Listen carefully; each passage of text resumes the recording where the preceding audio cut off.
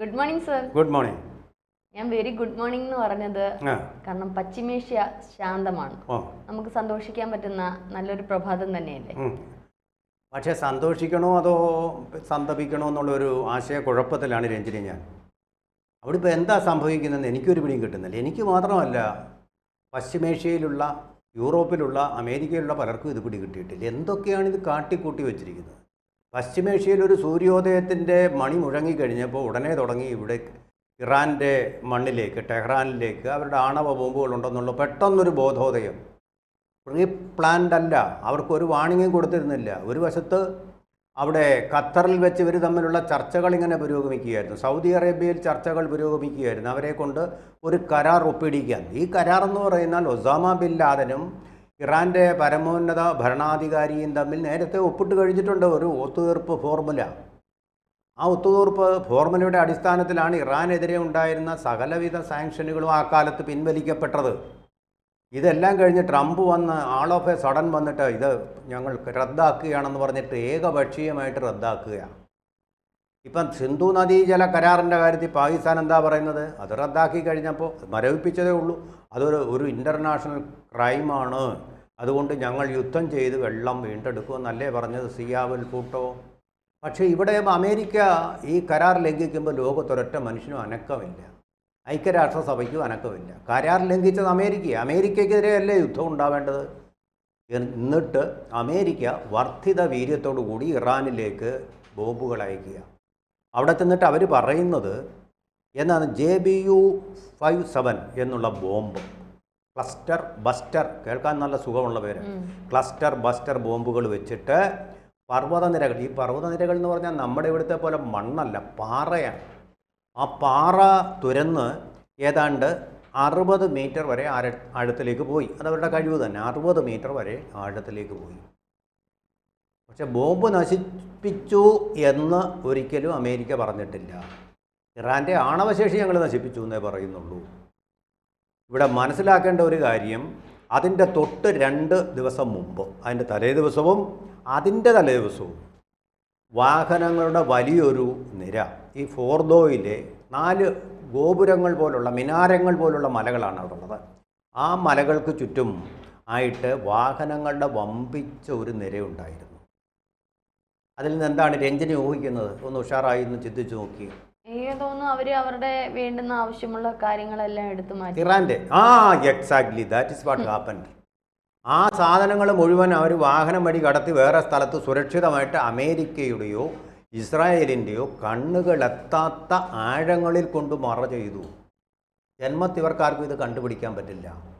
അങ്ങനെ അവർ ചെയ്തു, അവർ കരുതിക്കുട്ടി ചെയ്തു. വെറും പാറയിൽ കൊണ്ടുപോയി ബോംബിട്ട് വെറുതെ എത്ര കോടി രൂപയാണ് നാശനഷ്ടം ഉണ്ടാക്കിയതെന്നറിയാം അമേരിക്ക. പിന്നെ ഈ യുദ്ധം പെട്ടെന്ന് അവസാനിപ്പിക്കാനുള്ള കാരണം എന്താണെന്ന് മനസ്സിലായോ? നമ്മൾ ഇന്നലെ ചർച്ച ചെയ്ത ഹോർമൂസ് കടലിടുക്ക് അടയ്ക്കാൻ പോവുകയാണെന്ന് പാർലമെൻറ്റ് ഒരു തീരുമാനമെടുത്തു. ലോകത്തെ എണ്ണയുടെ 50% ഗതാഗതം നടക്കുന്ന ആ കനാൽ അടച്ചു കഴിഞ്ഞാൽ അതിൻ്റെ ഭവിഷ്യത്ത് ട്രംപിൻ്റെ, അവർ പറഞ്ഞത് ഖമേനിയെ കൊല്ലുമെന്ന്, അതൊന്നും ചെയ്തിട്ടുമില്ല, നടന്നിട്ടുമില്ല. ട്രംപിനെ കൊല്ലും ആളുകളെല്ലാം കൂടെ കൂടി. അതാണ് ഇറാൻ പറയുന്നത് ഇസ്രായേൽ സ്വയം പരാജയം സംബന്ധിച്ച് വെടിനിർത്തൽ നിർദ്ദേശം അംഗീകരിക്കുകയായിരുന്നു. അതേസമയം ഇസ്രായേൽ പറയുന്നത് ഇറാന്റെ ആണവ പദ്ധതികളും മിസൈൽ സന്നാഹങ്ങളും തകർക്കുക എന്ന ലക്ഷ്യം നേടിയതിനാൽ വെടിനിർത്തൽ അംഗീകരിച്ചു. വലിയൊരു നാടകം തന്നെയാണ്. നാടകമല്ല, നാണക്കേട്. അമേരിക്കയ്ക്ക് വലിയൊരു നാണക്കേടായിപ്പോയി. ഇറാനുമായിട്ടുള്ള എല്ലാ യുദ്ധങ്ങളിലും അവർ തോറ്റിട്ടേ ഉള്ളൂ. ഇറാനിലെ ഷാക്ക് ശേഷം പുതിയ ഭരണാധികാരികൾ അധികാരത്തിലേക്ക് വന്നപ്പോൾ അമേരിക്കക്കാരായിട്ടുള്ള 80ഓളം പേരെയാണ് അവിടെ ബന്ദികളാക്കി വെച്ചത്. അവരെ മോചിപ്പിക്കാൻ വേണ്ടി വലിയ സന്നാഹങ്ങളോടുകൂടി ഈ അമേരിക്ക, വീരവാദം മുഴക്കുന്ന അമേരിക്ക അവിടെ പോയി തോറ്റ് തിരിഞ്ഞോടേണ്ടി വന്നു. വിയറ്റ്നാമിൽ ഓറഞ്ച് ഏജൻറ്റ് പ്രയോഗിച്ചിട്ടും അവർക്ക് പിന്തിരിഞ്ഞോടേണ്ടി വന്നു. അഫ്ഗാനിസ്ഥാനിൽ നിന്ന് പിന്തിരിഞ്ഞോടേണ്ടി വന്നു. അമേരിക്കയുടെ എനിക്ക് തോന്നുന്നു ഒരേ ഒരു ലക്ഷ്യം, അവരെക്കാളും മുന്നേ അല്ലെങ്കിൽ അവരെക്കാളും മറ്റൊരു രാജ്യം മുന്നിലേക്ക് വരരുത് എന്നുള്ള ഒരു ഒറ്റ ലക്ഷ്യമേ ഉള്ളൂ. അത് ആര് വന്നെന്ന് അവർക്കൊരു സൂചന കിട്ടിയാൽ അവരെ തകർക്കും എന്നുള്ളതാണ് ഇപ്പോൾ വന്നിരിക്കുന്നത്. ഇനിയിപ്പോൾ അടുത്ത ലക്ഷ്യം ഇന്ത്യ ആദ്യം ഒന്ന് ചൊറിഞ്ഞു, ഒന്ന് നോട്ടം വിട്ടിട്ടുണ്ട്. ഇനി ഇറാൻ കഴിഞ്ഞാൽ അടുത്ത ലക്ഷ്യം ഇന്ത്യയിലേക്കായിരിക്കും ട്രംപിന്റെ കണ്ണുകൾ. ഇന്ത്യയിലേക്ക് വരയ്ക്കാൻ കുറച്ച് പൊളിക്കും. ഇന്ത്യയിലേക്ക് വന്ന് ആണവ ബോംബുള്ള രാജ്യം അതാണല്ലോ. നോർത്ത് കൊറിയയിലേക്ക് പോവാതെ പാകിസ്ഥാനിലേക്ക് പോകാത്തത് എന്ത്? ഇന്ത്യയുടെ അടുത്ത് വന്നാൽ അതും പ്രത്യേകിച്ച് മോദി ഇരിക്കുമ്പോൾ ഈസ് എ ഗ്രേറ്റ് ലീഡർ എന്ന് പറഞ്ഞിരിക്കുന്ന ട്രംപ് തന്നെ. കളിയൊന്നും നടക്കുകയില്ല. ട്രംപ് ആയാലും ശരി, പുട്ടിനായാലും ശരി, ഒരിക്കലും കളി നടക്കാത്ത ഒരാളാണ്. അവർ സ്ട്രോങ് മാനാണ്. അവരുടെ ഒന്നും he won't kowtow before any of these leaders. അങ്ങനെയുള്ള ഒരാളാണ്. അവരുടെ സവിശേഷമായ വ്യക്തിത്വമാണ്. ട്രംപിന് പോലും പേടിയാണ് മോഡിയെ. അതാണ് സംഭവം. ഇങ്ങോട്ടൊന്നും വരില്ല. ഷീ ജിൻപിങ്ങിനെ എങ്ങനെ പേടിയാണോ അതുപോലെ തന്നെ പേടിയാണ് നമ്മുടെ മോദിയെയും അദ്ദേഹത്തിന്. സംശയമൊന്നുമില്ല. അടുത്ത കാലത്തെങ്ങും അത് സംഭവിക്കാൻ പോകുന്നില്ല. പേടിക്കണ്ട, യു ആർ സേഫ് ആ കാര്യത്തിൽ. പക്ഷേ നമ്മൾ അറിയേണ്ട ഒരു കാര്യമെന്ന് പറഞ്ഞാൽ അമേരിക്ക രായ്ക്ക് രാമാന യുദ്ധം പ്രഖ്യാപിച്ചതിൻ്റെ ലക്ഷ്യം എന്തായിരുന്നു അറിയാം? ഇറാനിൽ ഒരു റഷ്യൻ ചേഞ്ച്. എന്തിനാ? ഇസ്രായേലിനെ രക്ഷിക്കണം, അമേരിക്കൻ താല്പര്യങ്ങൾ രക്ഷിക്കണം. അതുപോലെ തന്നെ ഇന്നത്തെ വാർത്താ സമ്മേളനത്തിൽ ട്രംപ് പറഞ്ഞിരിക്കുന്ന കാര്യം, അമേരിക്കയുടെ 1000 പേരെ ഇറാൻ കൊന്നിട്ടുണ്ട്. ശരിയാണ്. ബന്ദികളായിട്ട് മോചിപ്പിക്കാൻ പോയപ്പോഴും അങ്ങനെ പല സ്ഥലങ്ങളിലായിട്ട് അമേരിക്കയുടെ 1000 പേരെ ഇറാൻ കൊന്നിട്ടുണ്ട്. അമേരിക്കയെ ഒരിക്കലും അംഗീകരിക്കാത്ത ഒരു രാഷ്ട്രമാണ് ഇറാൻ. അതുകൊണ്ടാണ് ഇറാനെതിരെ അവർ തിരിയുന്നത്. നല്ല തീവ്രവാദമായതുകൊണ്ടല്ല. അതേസമയം പാകിസ്ഥാൻ അതിനേക്കാൾ വലിയ തീവ്രവാദ റോഗ് രാഷ്ട്രമാണ്, തെമ്മാടി രാഷ്ട്രമാണ്. അവരെ ആക്രമിക്കാത്ത എന്താ? പാകിസ്ഥാനിലെ ഒരു തീവ്രവാദി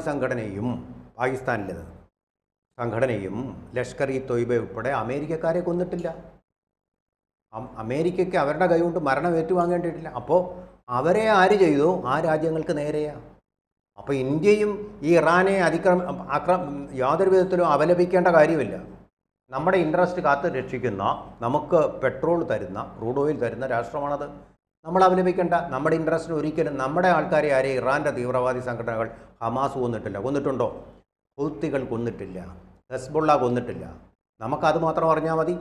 അപ്പോൾ നമ്മൾ പ്രതികരിക്കേണ്ട. ഇതാണ് നമ്മുടെ ഗവൺമെൻറ് എടുത്ത വളരെ ബാലൻസിങ് ആയിട്ടുള്ള വിദേശകാര്യ നയം. അതുകൊണ്ട് പാകിസ്ഥാനെതിരെ എന്താ അവർ ചെയ്തത്? പാകിസ്ഥാനെതിരെ ഒരു കുന്തവും ചെയ്തില്ലെന്ന് മാത്രമല്ല, ഇന്ത്യ പാകിസ്ഥാൻ തീവ്രവാദികളെ ആക്രമിച്ചപ്പോൾ പിന്തിരിഞ്ഞ് മാറാനാണ് അവർ പറഞ്ഞത്. പാകിസ്ഥാനോടൊപ്പമാണ് അവർ നിന്നത്. ഇറാനോടൊപ്പം നമ്മൾ നിൽക്കേണ്ട ആവശ്യമില്ല. പക്ഷേ ഇറാനും ഇസ്രായേലും നമ്മുടെ ചങ്ങാതികളാണ്, സുഹൃത്തുക്കളാണ്. ഇവിടെ സംഭവിച്ചിരിക്കുന്നത് ശരിക്കും ഇറാൻ്റെ ഏകപക്ഷീയമായ വിജയമാണ്. ഇസ്രായേലും തോറ്റു.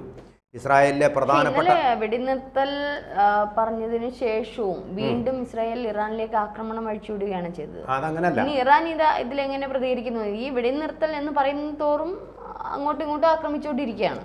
അല്ല, അത് സംഭവിച്ചതെന്ന് പറഞ്ഞാൽ കരാർ ആയി എന്ന് ട്രംപ് പറഞ്ഞു കഴിഞ്ഞു. ഇയാൾ എല്ലാത്തിനും കയറി ഞാൻ കരാർ ഉണ്ടാക്കിച്ചു എന്ന് പറഞ്ഞു. ഇന്ത്യ പാകിസ്ഥാൻ യുദ്ധത്തിലും അത് പറഞ്ഞില്ല, എല്ലാത്തിനും മുമ്പേ. അതുകൊണ്ട് ഒരു രാജ്യം അംഗീകരിക്കില്ല. ചീപ്പായിട്ടുള്ള പോപ്പുലാരിറ്റിക്ക് വേണ്ടിയിട്ടുള്ളൊരു ശ്രമമാണ്. നൊബേൽ സമ്മാനം കിട്ടാൻ വേണ്ടി അരിപ്രാഞ്ചി കാണിച്ചതുപോലുള്ള ചീപ്പ് കോപ്രായങ്ങളൊക്കെ കാണിച്ചുകൊണ്ടിരിക്കുക. ഒരു രാഷ്ട്രത്തിൻ്റെ, ഒരു വലിയ പരമോന്നതമായിട്ടുള്ളൊരു രാഷ്ട്രത്തിൻ്റെ ഭരണാധികാരി ഇങ്ങനെയൊക്കെ കോമാളിയായിട്ട് പെരുമാറുന്നത്, കൗബോയിയായിട്ട് പെരുമാറുന്നത് എന്തൊരു നാണക്കേടാണ്. അത് നമുക്ക് വേറെ ചർച്ച ചെയ്യാം. അതേസമയം ഈ കരാർ ഉണ്ടാക്കി കഴിഞ്ഞ് നിമിഷങ്ങൾക്കകം ഇറാൻ എന്ത് ചെയ്തു? നിങ്ങൾക്ക് കൊല്ലാമെങ്കിൽ കൊന്നു, ചെയ്യാമെങ്കിൽ ചെയ്തു എന്ന് പറഞ്ഞിട്ട് ഏറ്റവും ശക്തമായിട്ടുള്ള ബറാക്ക് മിസൈലുകൾ ഇസ്രായേലിലേക്ക് വിന്യസിച്ചു, ആക്രമിച്ചു. ഇസ്രായേലിലെ നഗരങ്ങൾ ഇപ്പോൾ ഇരുട്ടിലാണ്. ഹെസ്ബുള്ളയ്ക്കോ ഹൂത്തികൾക്കോ ഒന്നും കഴിയാത്ത, ഹമാസിനോ ഇതുവരെ കഴിയാത്ത, ഏതെങ്കിലും അറബ് രാജ്യങ്ങളെല്ലാം കൂടി ഒരുമിച്ച് നിന്നിട്ടും കഴിയാത്ത കാര്യം ഇറാൻ എന്ന രാജ്യം സാധിച്ചു. കത്തിക്കൊണ്ടിരിക്കുക. ഇസ്രായേൽ മുഴുവൻ ഇരുട്ടിലാണിപ്പോൾ. ആദ്യമായിട്ട് അവിടെ മിസൈൽ ആക്രമണം വഴി 23ഓളം പേരെ കൊല്ലാനും കഴിഞ്ഞു. 23-ലധികം പേരെ കൊന്നു. വേറൊരു രാഷ്ട്രത്തിനും കഴിഞ്ഞിട്ടില്ല. അവരുടെ അയൺ ഡോം കൊണ്ട് അവർ മറച്ചു വച്ചിരിക്കുകയായിരുന്നു മരണങ്ങളെല്ലാം. പക്ഷേ ഇപ്പോൾ ആദ്യമായിട്ട് അയൺ ഡോമിനെ ഭേദിക്കാൻ വേണ്ടിയുള്ള ശക്തിയുള്ള രാഷ്ട്രമാണ് തങ്ങളെന്ന് ഇറാൻ തെളിയിക്കുകയും, എനിക്ക് തോന്നുന്ന വാസ്തവത്തിൽ ഈ യുദ്ധത്തിൽ ഇറാൻ ജയിച്ചിരിക്കുകയും അമേരിക്കയും ഇസ്രായേലും പിൻവാങ്ങുകയാണ് അക്ഷരാർത്ഥത്തിലും ചെയ്തിരിക്കുന്നത്. കാരണം ഇസ്രായേൽ ഒരു സൈനിക വ്യൂഹത്തെ തന്നെ ഇറാനെ ആക്രമണിക്കാൻ വേണ്ടി വിട്ടു. അതിനെ മുഴുവൻ പിൻവലിച്ചു. അമേരിക്ക അതുപോലെ ഖൊമൈനിയെ ഞങ്ങൾ കൊല്ലും, ഖൊമൈനിയെ ഞങ്ങൾക്കറിയാം നിങ്ങൾ എവിടെയുണ്ടെന്ന്. റഷ്യ ഒരു കാര്യം പറഞ്ഞിട്ടുണ്ടായിരുന്നു, നിങ്ങൾ ഇനി ഇറാൻ നേരെ പ്രയോഗിച്ചാൽ ഞങ്ങൾ ഇറാനോടൊപ്പം നിൽക്കുന്നു. That's also A very important factor. ഈ യുദ്ധം അവസാനിക്കാനുണ്ടായ പ്രധാനപ്പെട്ട ഫാക്ടർ തന്നെ പേടിച്ചാണ് അമേരിക്കയും അത് ഇസ്രായേലും ഇതിൽ നിന്ന് പിൻവാക്കി. ആവശ്യമില്ലാത്ത ഒരു നാണക്കേട് തലയിൽ വലിച്ചു വെക്കുവാൻ അവർക്ക് ഒഴിവാക്കാമായിരുന്നു. ഇപ്പോൾ ഇനി എന്താ സംഭവിക്കുന്നത് അതിൻ്റെ ഇമ്പാക്റ്റ് കൂടെ പറഞ്ഞിട്ട് നിർത്താം.